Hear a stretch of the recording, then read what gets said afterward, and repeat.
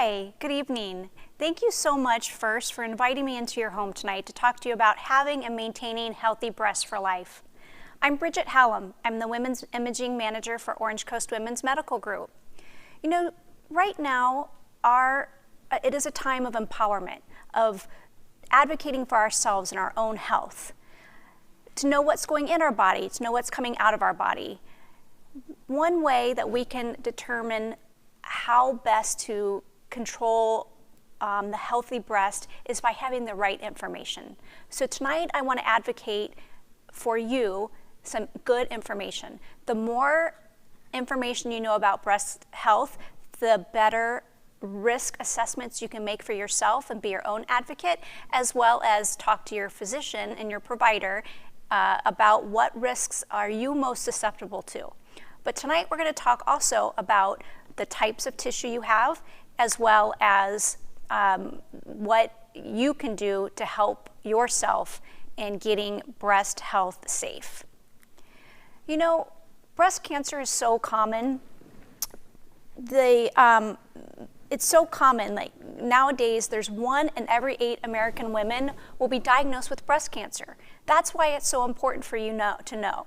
1 out of every 8 will be diagnosed at some point in their life.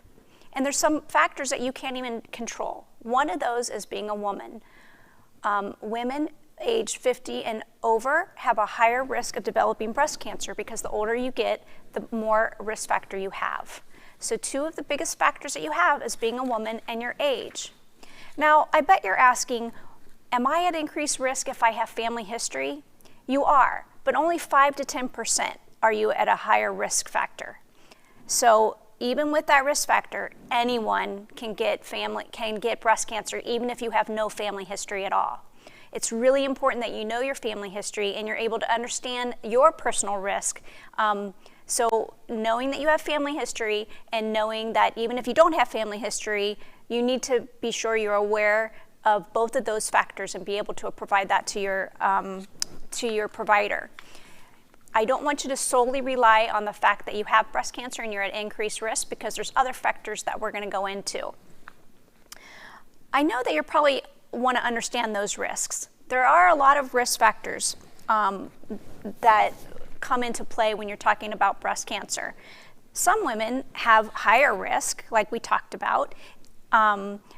For example, a woman who has a family history of breast cancer is at higher risk. However, did you know that a woman who has a mother, daughter, sister, which we consider first-degree relatives, can develop, are twice as likely to develop breast cancer of their own? So important to know who in your family had the breast cancer. We also talk about age. Like we said, the older you are, the more at risk you are for breast cancer. The other thing that you can also control is that you cannot control often is your reproductive and your menstrual cycle. Girls who have start their menstrual cycle younger than the age of 12 have a higher risk of developing breast cancer. Also, women who give birth to their first baby after 30, or if you don't have children, you're at a slightly higher risk. It's really important that you don't just stress about what your risk factors are in this regards, but it is important that you know this information and you provide it to your provider and say, I know this information about my family, so how can I best control my risk of not developing breast cancer? So there are ways that you can actively control your breast health. We talk about exercising and maintaining a healthy weight. It's important to not drink very much alcohol. I always say one glass of red wine is okay, but limit it. You don't want to smoke. We're going to talk about breast self-exams, so it's really important that you do your self-exam every month. You also want to see your gynecologist once a year, because the gynecologist is going to provide information by doing an exam on you and being able to say, well, this lump is here, have you noticed this? Or this lump is probably a cystic structure, do you know that this is here? So they can offer a lot of information as well. And it's also very important to get a mammogram once a year. Now, one of the things that I want to talk about now that we kind of know what some of the risk factors are, it's important to know your breast development. In puberty, our breasts develop as tiny buds behind the nipple, and those buds will continue to grow, and it's very common for them to grow abnormally. So one may grow in a little faster than the other one, and that's totally normal. It's also very common for the breast at that age to that bud be very sore. So I don't want people to get worried about that when you're growing up. Around 17 or 18, the breast development starts to slow down, and that slowness or that development is dependent on your hereditary. So if your mom had breast growth and development later, then you're probably going to it's going to be a little bit longer for you to develop the breasts. Your genes do determine the size of your breast and absolutely when they're going to stop growing. They can also stop or grow larger due to fluctuations in your hormones. Hormones play a big factor in our breast tissue, and we will talk about that a little bit as well. One interesting fact I thought was pretty cool is that, did you know that when women grow breasts at puberty, we're the only Homo sapiens or mammals to develop breasts format. So the nipples get a little bit thicker, the areolas darken a little bit, you can see more blood vessels, and the breasts do become a little bit lumpier because they're preparing for that milk production. In menopause, or right up to menopause, the milk glands begin to shrink. Those milk ducts begin to shrink, the breasts become a little bit fatter, and you can actually go up in breast bra size because of the way the breast tissue and the breast is changing. Okay, I have an interesting fact. So you know that the way the breasts look, the physical look of the breast inside and out during our lifetime, did you know that there are 8 different types of nipples? So there's some nipples that protrude and some that are flat. There's some that have some bumps around the areola, and then there's also some that are hairy. We have some that are inverted, and we have some that have just one breast has an inverted nipple. We also have some that have supernumerary, which means you have several different nipples on your chest or around the back part of your breast in the axilla. And that all is completely normal. I know it doesn't seem normal, but it's all completely normal. And it's important that you know what is normal and what is not normal, right? I like to use lemons because lemons, you can have 12 lemons in a row and they all have different sizes, shapes, and forms. So if you look at a lemon, you can know that with the different shapes, you can compare that to your breast. One breast can always be bigger than the other and is most often very noticeable, completely normal. One other thing that I think is interesting is not only can the breast be bigger than the other, but it can have a different shape. It can be higher on the chest wall, or it can be rounder than the other breast. Again, these are all completely normal. However, if this isn't something that you've had throughout your life, then it is something that you need to talk to your doctor about. So if you've developed breast that's bigger than the other breast, and it happens suddenly, then those are things to be considered. But if it's something that you've always had, one's a little bit different shape than the other, completely normal. That's what makes us all unique, right? Okay, so I thought this was pretty interesting too. I know that when we see all those beautiful models on TV, they all have these perfect shapes and these perfect bodies, but actually breasts come in different sizes, different shapes, and different forms. They can hurt around the time of your period. They can become very engorged when you're breastfeeding and be very painful. You can have follicles and folliculitis on the breast from hair. So it's important that you know that you're not unusual if you have different shapes or different types of breast appearance. But again, if those appearance take on a sudden look to them, then that's definitely something that you need to speak to your provider about, because that is not normal if it's sudden. One other really cool, interesting fact that I thought was really fun, and I use this in all my seminars, is that the weight of a D cup is comparable to a turkey. Yes, believe it or not, a 15 to 23 pound turkey is the same size as your breast and a D cup. Now, why I even put this in our talk is because on our mammography machines, there is a electronic readout that many women notice during the mammogram that shows pounds of pressure. And many women interpret that pounds of pressure to mean how much their breasts weigh. So we get typically 23 to 25 pounds of pressure on a mammogram, and a small woman who puts their breast up there is only reading out 5. They're like, oh my gosh, is that how much my breast weighs? So that's a misnomer, no, but your breasts do weigh quite a bit. Like a D cup is 15 to 23 pounds. You can put a turkey in your bra, and then they'll, if you're an A cup, and know that that's the size of a turkey in your breast. Just a fun fact. So now that we know some of the things to look for in our breasts that's normal, what are the things that can show that we have a problem? So I kind of touched on it before. You can have some lumps in the breast tissue. You can have a change in the size or the shape of the breast. Again, it can become very tender. You can have a sudden inversion of the nipple. Sometimes the breast can turn red and can become kind of scaly or dry. And then you can also have some swelling of the breast. Maybe just one area is more swollen than another. We also have what we call discharge from the nipple.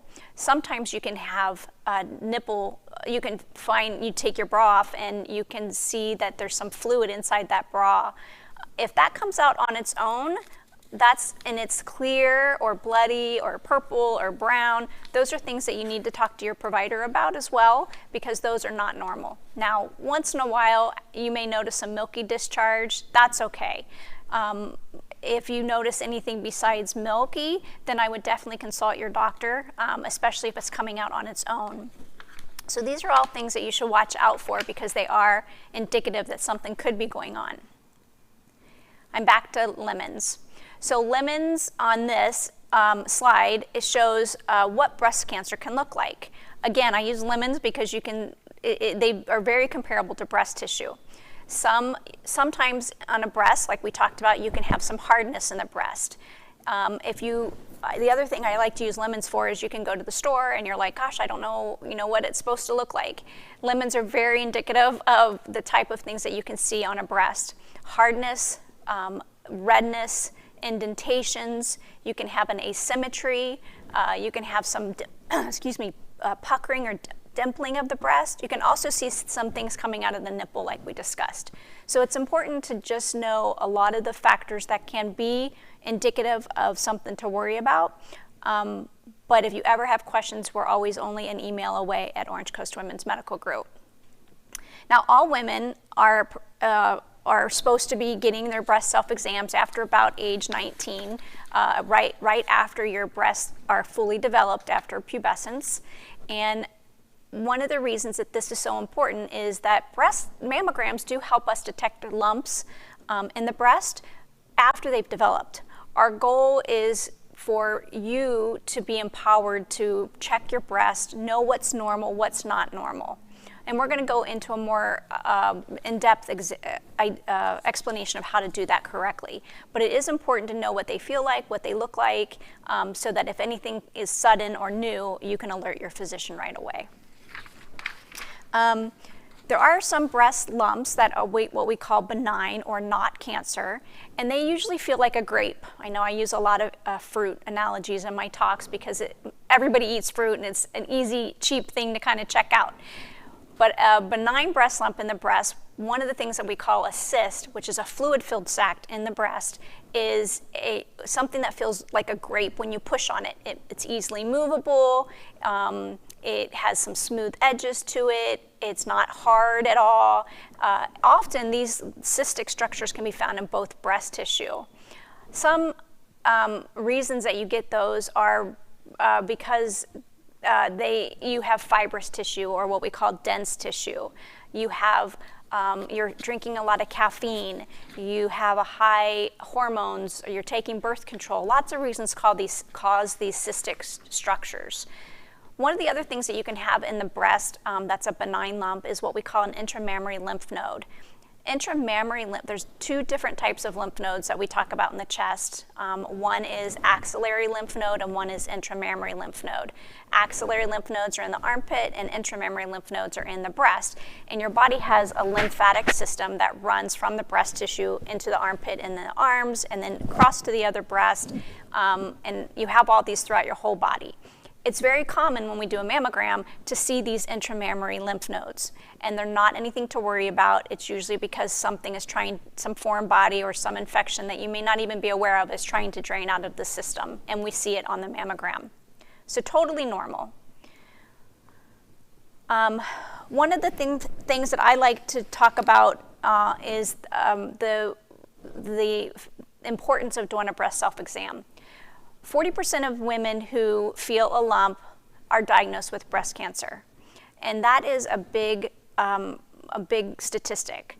We want to, where a breast self-exam is important, it's also important to have your mammograms. The mammogram is something that we can see abnormalities in the breast, even little tiny subtle changes in the breast before it becomes a lump, so that your prognosis is better. When you're checking for a breast or a lump in the breast, you can do it in any format that you want to do it. You can do it up and down, you can do it in a circular pattern, you can do it in a wedge pattern where you go in like a pie.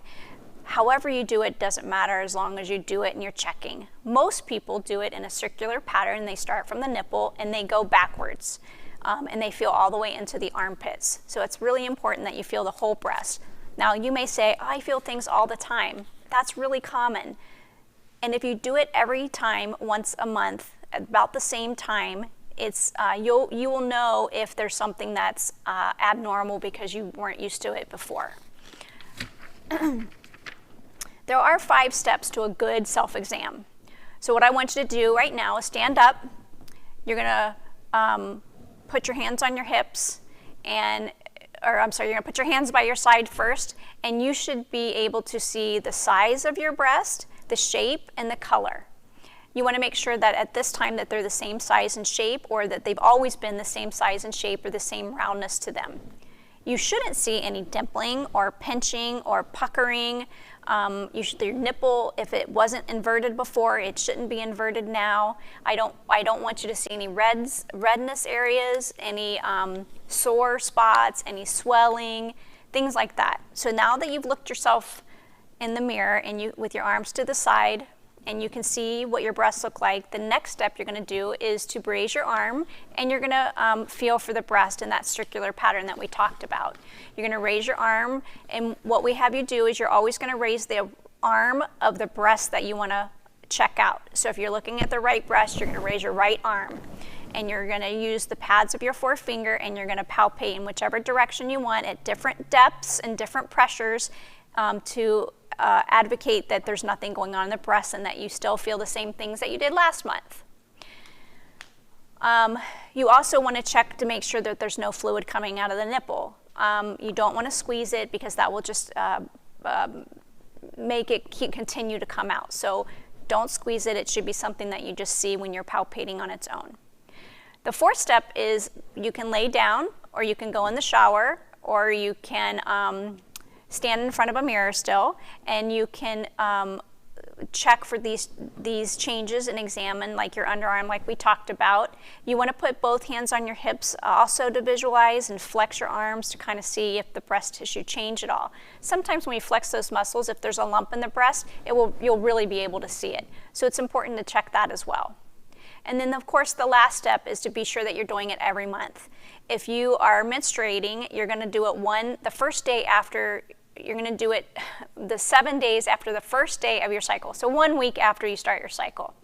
And I always tell people, if you're breastfeeding, it's really important that you check your breast.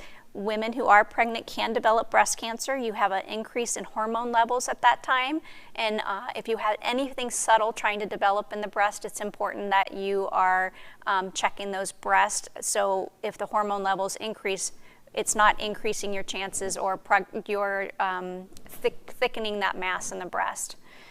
If you are breastfeeding, if you hit menopause and you're not menstruating anymore, we always tell the breastfeeding patients and the postmenopausal patients to do your breast self-exams on the same day every month, so that at least your hormone cycle should be relatively, or your body should be in relatively the same state of mind, let's say.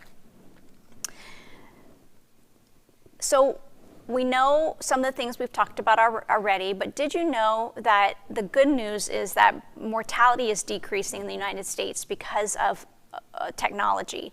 Mammography has definitely reduced it a third since 1990 because of all the increasing 3D tomosynthesis exams and because of the public information that's out there about how important it is to do your mammogram.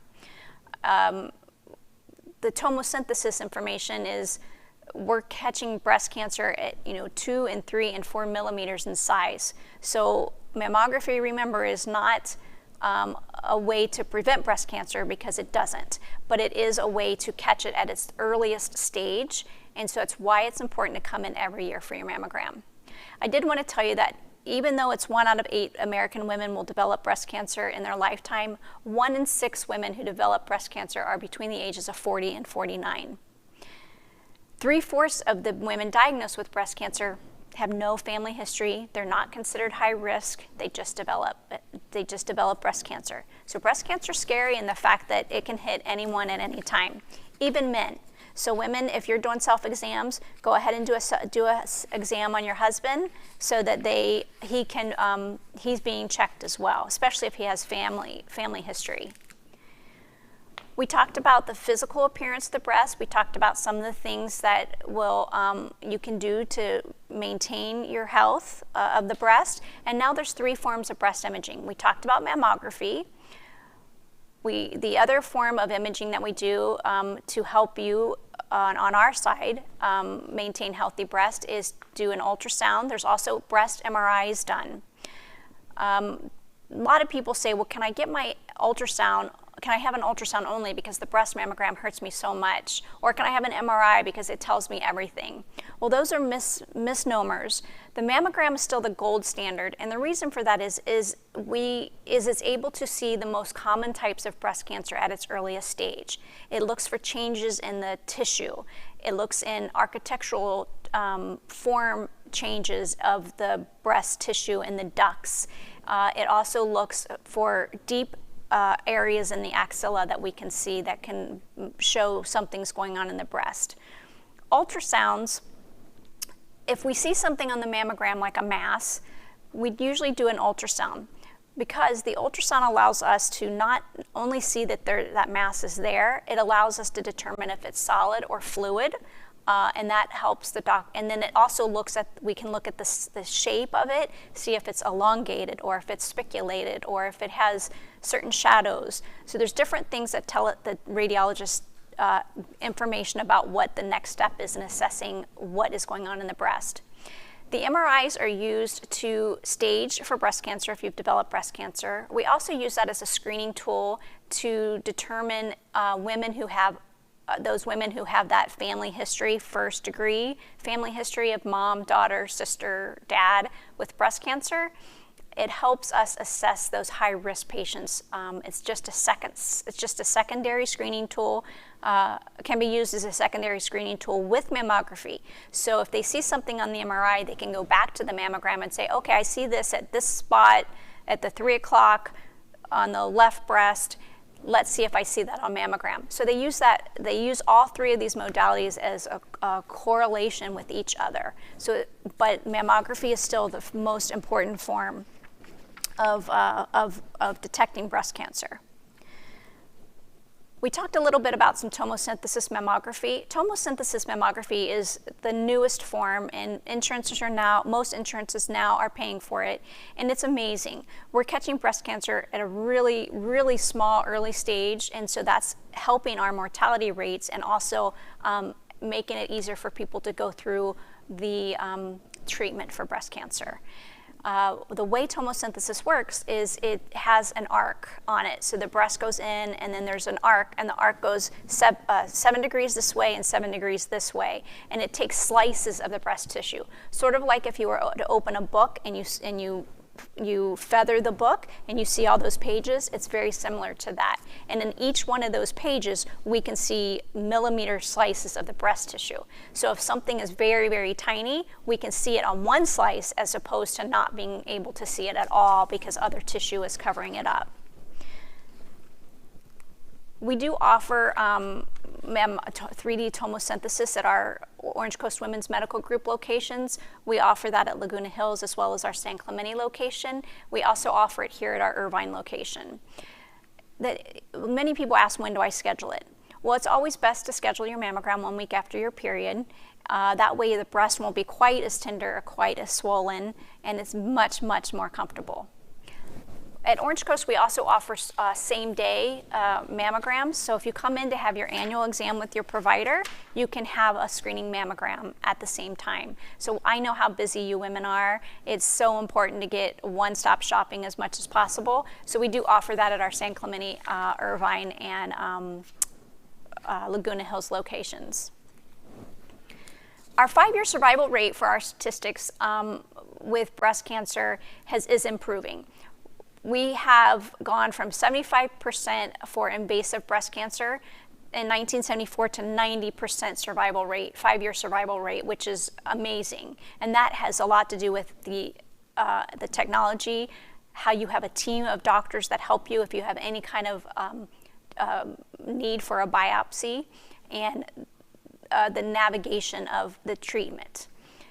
The 5-year survival rate for localized breast cancer, which means it hasn't gone outside the actual membrane or outside that mass, and it hasn't gone outside to this lymph nodes, has increased 98.5% because we're able to detect things so much earlier.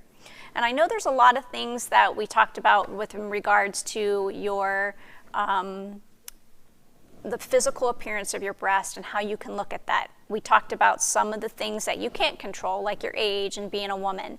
We talked about some of the things that you can control, like decreasing your alcohol intake, stopping smoking, maintaining a healthy lifestyle,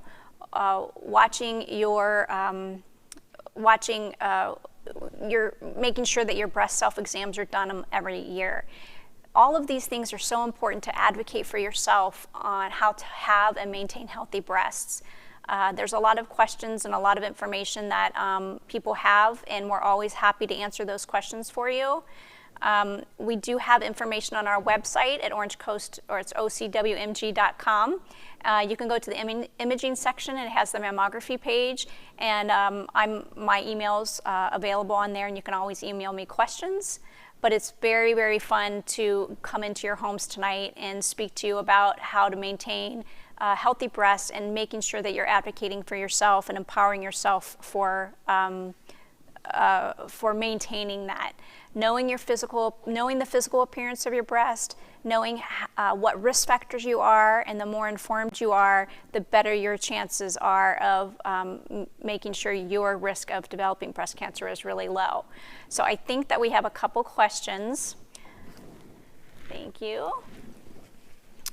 So one question we got tonight is, can I get a mammogram with an implant? Oh my gosh, great question. So yes, you can get a mammogram with implants. I know it's scary because you don't want that implant to rupture.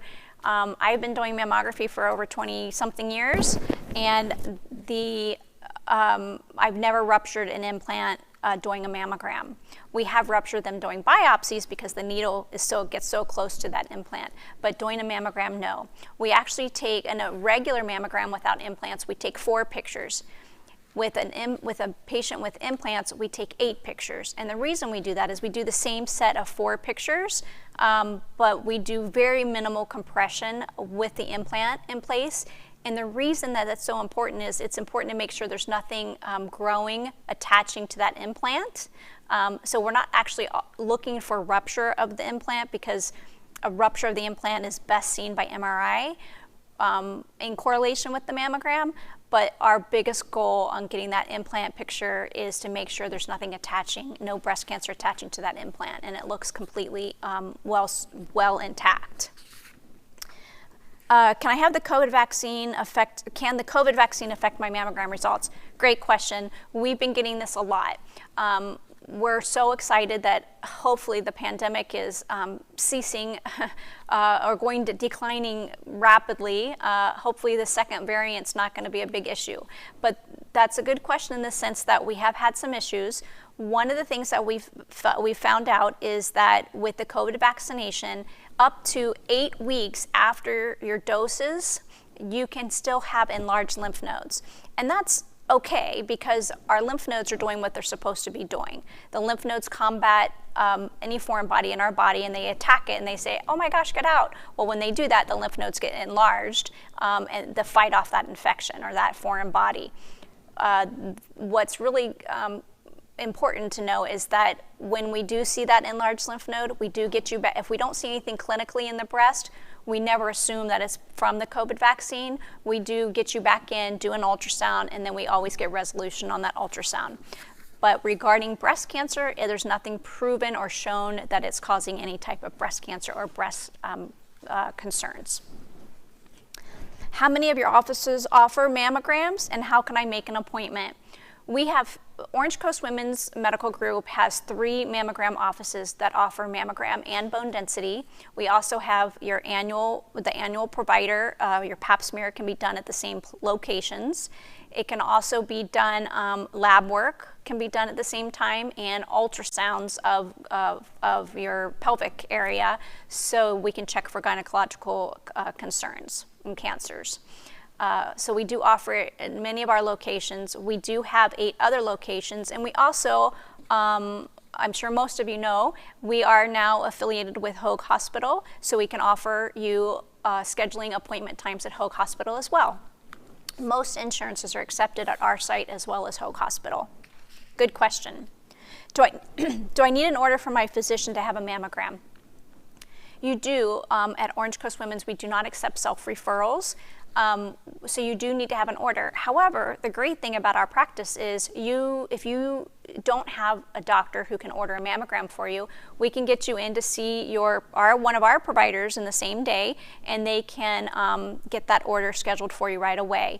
Sometimes the providers can even see you on site and make sure that there's nothing in your breast that's clinical, lumps or discharge or anything, so that you can come in for screening. Now, Orange Coast does, the one caveat to us is we do screening mammograms. So there's 2 different types of mammograms. One's a screening mammogram and one's a diagnostic mammogram. And people get diagnostic and 3D confused a little bit. Screening mammograms, we do 4 pictures. We send it off to the radiologist. You go home, we send it off to the radiologist, we compare it to your priors, and we look at it over time.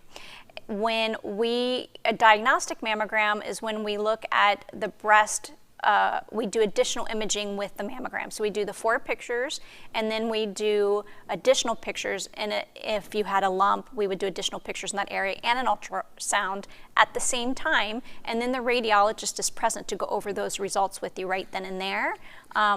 And that's important because we don't want you to have the least amount of anxiety you can have. We definitely are advocates for that. Is there a link between hormone replacement therapy and breast cancer? Yes, there are some studies that are showing that long-term hormone replacement, especially estrogen, can have an increased risk of developing breast cancer. So our doctors are all really good about being current on that information, and so they can better assess what hormone is best for you if you need to be on it. We offer all kinds of different hormone replacements with pellets, and then pills and IUDs and all kinds of different things that they can give you information that would be opposite of an estrogen type of birth control or hormone level. If you're having hormones because you are going through menopause, you have to be on the hormones for a long period of time and at a high level for it to create any big risk factor. Can breastfeeding reduce the risk of breast cancer? Absolutely. Breastfeeding does reduce the risk of developing breast cancer, so that's a great question. We do ask that if you are breastfeeding, that your breast tissue are so thick and swollen with the milk that you don't have a screening mammogram until 6 months after you stop breastfeeding, because then we can better assess your tissue and not see anything abnormal in the breast because of the breastfeeding. Is dairy linked to a higher risk of breast cancer? I do not know of any studies that are coming out with dairy being linked to breast cancer.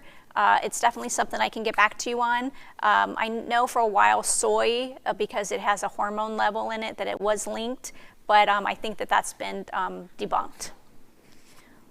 What's the most common type of breast cancer? Good question. So one of the most common types of breast cancer is a breast cancer called ductal carcinoma in situ.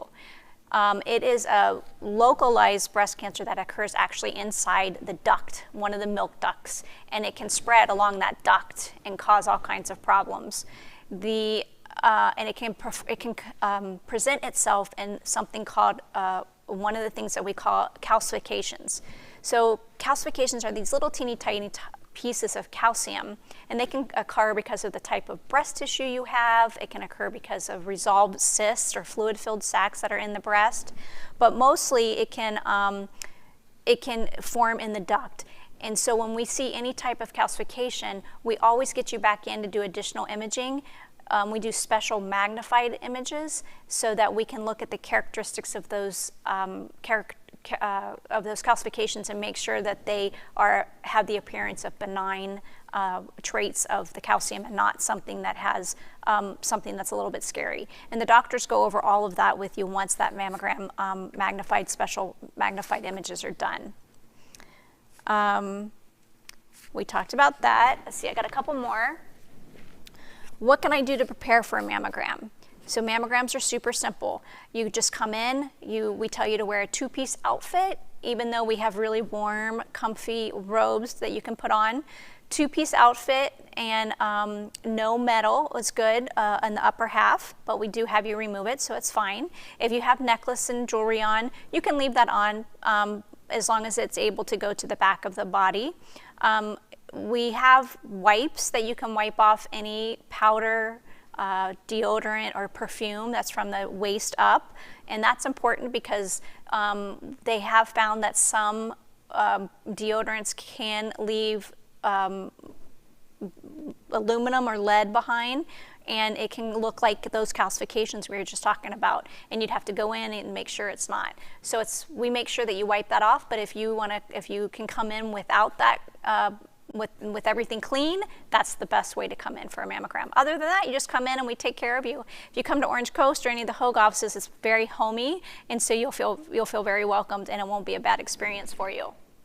One of the last questions we have is, can men get breast cancer? Yes. We've had several men that have come into our practice that have breast cancer. We have webinars on some of our doctors who have developed breast cancer and their experiences. When we were talking about self-exams, some women don't feel comfortable doing their self-exam. It kind of makes them anxious. So I always tell people, if you're anxious about it, go ahead and have your husband or your spouse or your significant other go ahead and check you. You can check them, they can check you. Who's going to know better than each other's spouse whether there's something new going on in the breast or not? So it's really important that you do your self-exams, and yes, men can get breast cancer, especially if they have a first-degree relative as well. Men can also get a lump in the breast, and it can be something called gynecomastia, and it's a benign lump in the breast that can occur most commonly in men, and it's usually because of some medication they're on or some kind of increased metabolic change that they have going on in the breast.